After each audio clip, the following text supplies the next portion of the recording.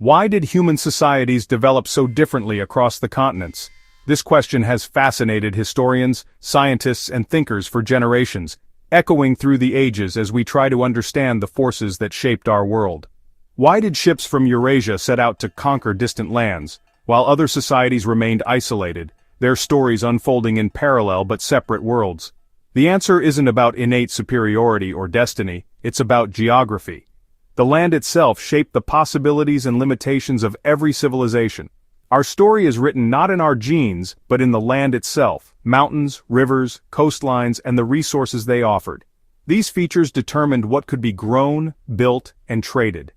Every continent began with the same basic ingredient: people with equal intelligence, creativity, and potential for innovation.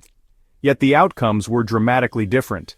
Some societies flourished into sprawling empires, while others remained small or isolated. To understand why, we must travel back to a time when all humans lived as equals, before empires, before conquest, before the first seeds of inequality were sown. The roots of today's inequalities stretch deep into ancient history, hidden beneath layers of soil and myth. By uncovering these roots, we challenge myths that have justified injustice for centuries, and begin to see history with new eyes.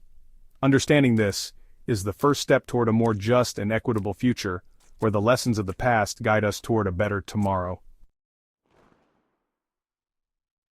Picture the world in 1500 AD, a planet already divided by vast inequalities.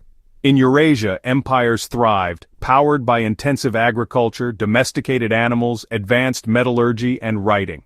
The Americas had great civilizations like the Aztec and Inca, but lacked iron, steel, and large draft animals. Sub-Saharan Africa was home to smaller states and tribes with iron tools but less political centralization.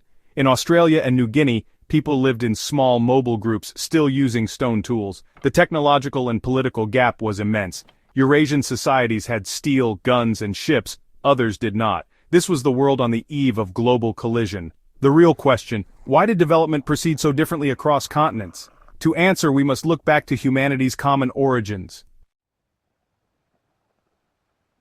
13,000 years ago, everyone on Earth was a hunter-gatherer. People lived in small, mobile bands using stone, wood, and bone tools. Life was egalitarian: no kings, no armies, no written laws. Survival depended on deep knowledge of the land and cooperation. There was no surplus, so no full-time specialists or complex hierarchies. This way of life sustained humanity for tens of thousands of years. From this shared starting point, some groups eventually shifted to farming while others did not. The difference wasn't intelligence or ambition. The opportunity to change depended on what the local environment offered. The seeds of inequality were sown by geography, not by people. The agricultural revolution changed everything, but it didn't happen everywhere at once. While some regions flourished with new crops and livestock, others remained hunter-gatherers for thousands of years longer. Farming required domesticable plants and animals, and these were unevenly distributed. Some landscapes were rich in wild species that could be tamed, while others offered little to work with.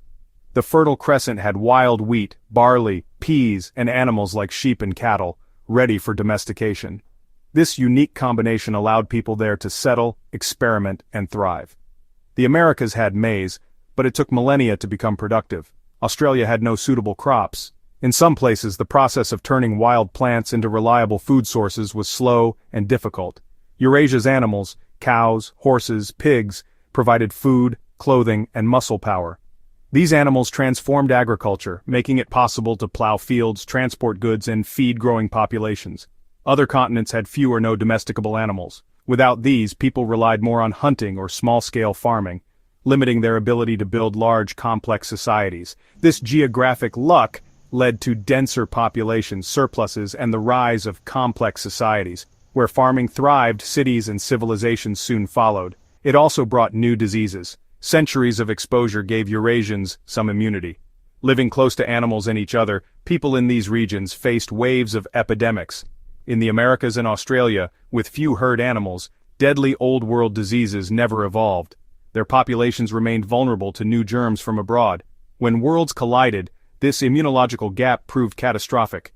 Entire communities were devastated by diseases they had never encountered before. Geography shaped who farmed, who built cities, and who would face devastating epidemics. The fate of entire continents was set in motion by these early differences. The roots of global inequality lay in the plants and animals each continent had to work with. These natural resources determined the pace and scale of human progress. The consequences would echo for centuries, shaping the world we know today. In 1492, the collision of old and new worlds revealed the power of these ancient differences. When Christopher Columbus landed in the Caribbean, he unknowingly set in motion a chain of events that would forever alter the course of human history on both sides of the Atlantic. Spanish conquistadors armed with steel, guns, and horses faced empires with bronze and stone weapons. The technological gap between the two worlds was immense, and it played a decisive role in the unfolding drama. The psychological shock of horses and firearms gave the Spanish a huge advantage. For many indigenous peoples, these animals and weapons seemed almost supernatural, shattering morale and sowing confusion in the heat of battle. But the deadliest weapon was invisible: germs. Diseases traveled faster than armies, sweeping across the land and reaching people who had never even seen a European. Diseases like smallpox and measles, to which Europeans had some resistance, decimated native populations. Entire villages vanished and ancient cultures were brought to the brink of extinction by epidemics they could not understand or fight. Up to 95% of the America's people died from these epidemics, shattering societies before battles were even fought. The social fabric of entire civilizations unraveled almost overnight, leaving them vulnerable to conquest. European ships, products of centuries of competition and innovation, made these conquests possible. Their ability to cross vast oceans and transport men, animals, and supplies was unmatched in the world at that time. The Aztec and Inca had no equivalent means to project power overseas. Their empires were rich and sophisticated, but their isolation left them unprepared for the scale and speed of the European assault.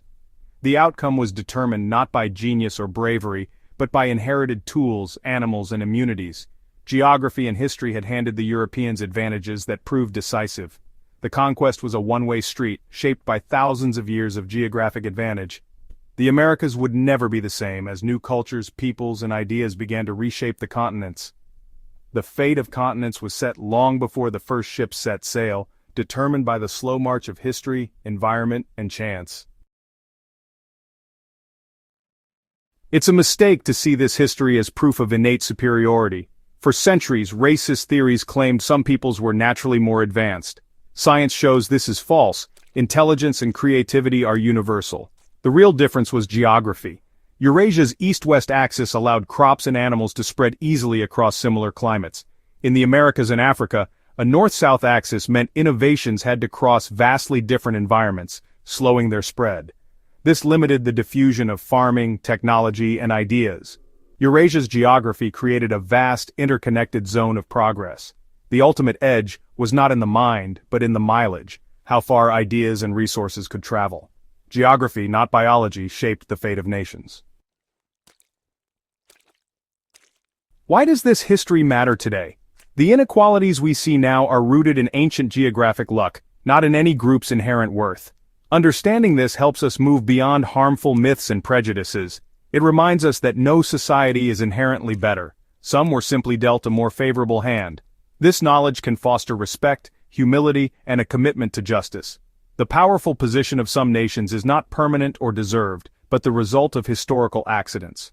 Recognizing this challenges us to build a fairer world, where geography doesn't determine destiny. By learning from our shared past, we can choose a more just and sustainable future. Our story is one family, on one planet, ready to write a new chapter together.